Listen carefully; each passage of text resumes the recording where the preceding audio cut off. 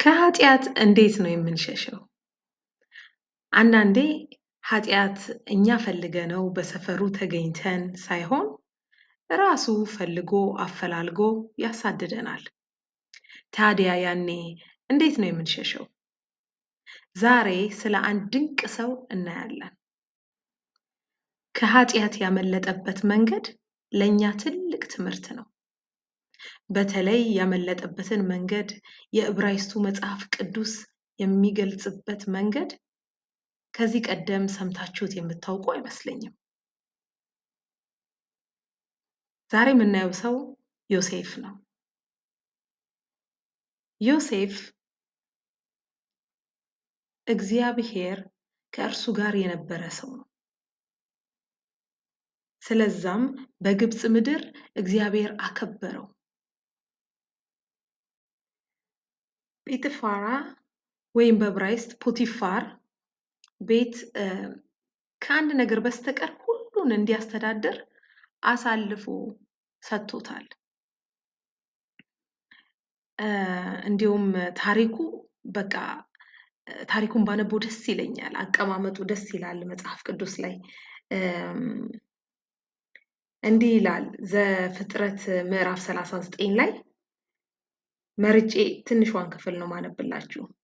ከዚህም በኋላ እንዲህ ሆነ፣ የጌታው ሚስት በዮሴፍ ላይ ዓይኗን ጣለች፣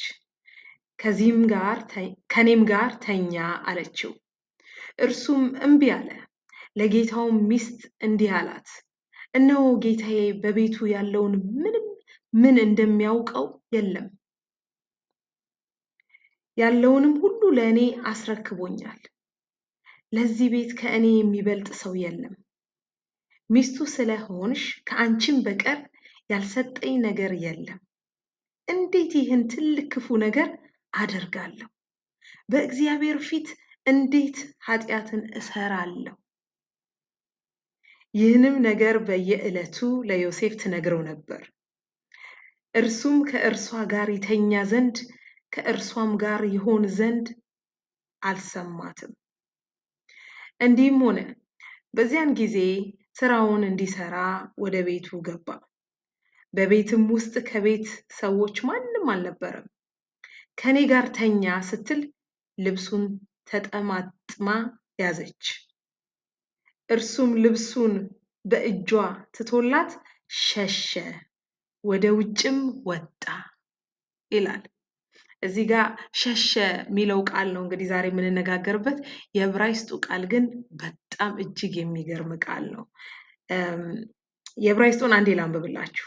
ויהי אחר הדברים האלה ותישא אשת אדוניו את עיניה אל יוסף ותאמר שכבה עמי, וימען ויאמר אל אשת אדוניו, הן אדוני לא ידע איתי מה בבית, וכל אשר יש לו נתן בידי.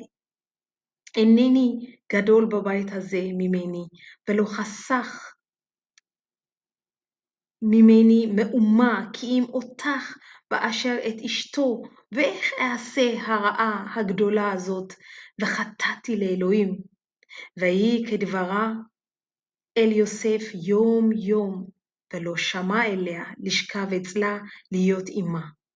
ויהי כהיום הזה, ויבוא הביתה לעשות מלאכתו, ואין איש מאנשי הבית שם בבית. ותתפסהו בבגדו לאמור, שכבה עמי, ויעזוב בגדו בידה, וינס ויצא החוצה.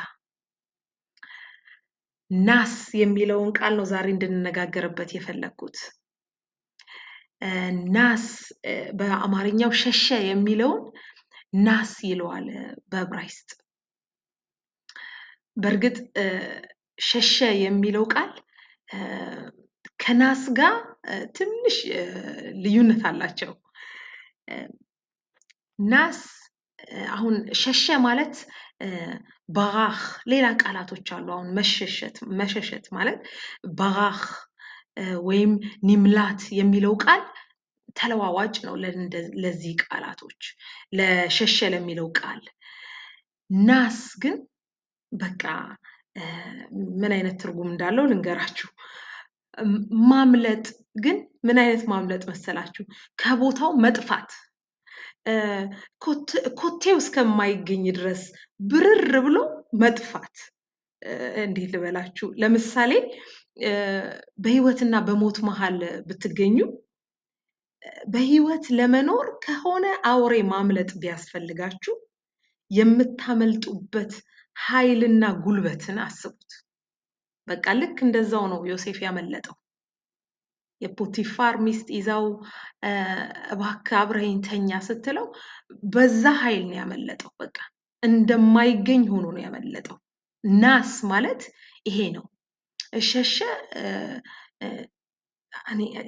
ቃሏ ሸሸ የምትለው ትንሽ ናስ ከሚለው ጋር ትንሽ አትጣጣምም። ናስ በጣም በቃ በቃ በጣም እንደማይገኝ አስቡት።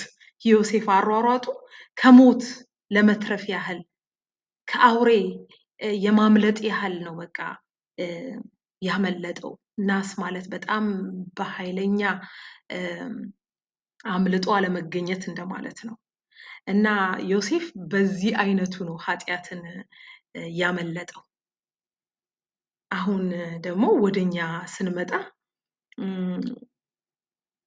እንዴት ነው ኃጢአትን እኛስ እንዴት ነው? የኃጢአት ትንሽና ትልቅ የለውም አይደል? እና ኃጢአትን እንዴት ነው እኛስ የምናመልጠው? ኃጢአትን እንለማመጣለን፣ እናሽሞነሙናለን ወይስ እንደ ዮሴፍ አናክኑ ነሲም ወይም ደግሞ ናስ እናመልጣለን? ዮሴፍ አሁን ለምሳሌ በቃ ኃጢአትን አይ በቃ እንግዲህ እንዴት አረጊያለሽ? አይ አይገባም ብሎ ድርድር ንግግር ከሷ ጋር አሁን ቢጀምር እስቲ ቆይ ቁጭ በይና እንነጋገርበት፣ እስቲ ቆይ እስቲ ዲስከስ እናርግበት ቢልና ጊዜ ቢሰጥ ምናልባት መጨረሻው አሁን እንዳየነው እንዳነበብነውም ላይሆን ይችላል። እና እኛስ በህይወታችን ለኃጢአት ያለን ምላሽ ምንድን ነው? ኃጢአት ወደኛ ሲመጣ ምንድን ነው ምላሻችን? ጊዜ ሰተን እስቲ ቆይ አይ ይሄ ነገር ምናልባት ሊሳካ ይችላል፣ ሊሆን ይችላል፣ ሊስተካከል ይችላል እያለን እንዴት ነው ምክንያቶች ደርድረን በቃ ከኃጢአት ጋር ድርድር ከጀመርን አይ መጨረሻችን ጥሩ አይመስለኝም። ኃጢአትን እኛ ማምለጥ ነው ያለብን። በምን አይነቱ ማምለጥ? ላኑስ በቃ ላኑስ ናስ የሚለው ላኑስ ማለት በቃ ማምለጥ ቅድም የተናገርኩትን አይነት ነው። በቃ ቃላቶቹ ሊያጥሩኛል ዲስክራይብ ለማድረግ ግን በቃ ከሞት እንደማምለጥ ከአውሬ እንደማምለጥ ያህል ብርር ብሎ መጥፋት፣ ከዛ ቦታ መጥፋት፣ ከኃጢአት አካባቢ መጥፋት። እና ዛሬ ዮሴፍ በእርግጥ በጣም እጅግ ብዙ የምንማርበት ሰው ነው። በሌላ ቪዲዮ እመለሳለሁ ዮሴፍ ላይ። ግን ይሄ ቃል በጣም ሁሌ ሳነበው ይደንቀኛል። ናስ የሚለው ቃል ሊቭሮዋህ አለ በዕብራይስጥ ብያቸዋለሁ፣ ሊማሌት አለ፣ ሌላም ቃላቶች አሉ መሸሸትን ዲስክራይብ የሚያደርጉ። ግን ይሄኛው ናስ በቃ ለየት ያለ ነው። እግዚአብሔር እኛም ኃጢአትን በዚህ ልክ ፈርተን በተለይ እግዚአብሔር እንዴት በእግዚአብሔር ፊትስ እንዴት ኃጢአት አረጋለሁ እግዚአብሔርንም ፈርቶ ፖቲፋርንም አክብሮ ለተሰጠው ሬስፖንሲቢሊቲ ኃጢአትን በዚህ ልክ ሸሽቷል። እኛም እግዚአብሔር ኃጢአትን በዚህ ልክ እንድንፈራ እንድንሸሽ እንደ ሞት ያህል እንድንፈራው እግዚአብሔር ይርዳን። ስለሰማችሁኝ በጣም አመሰግናለሁ። ቪዲዮዬን ከወደዳችሁት ላይክ አርጉት፣ ሰብስክራይብ አርጉ፣ ሼር አርጉ። ቴንክ ዩ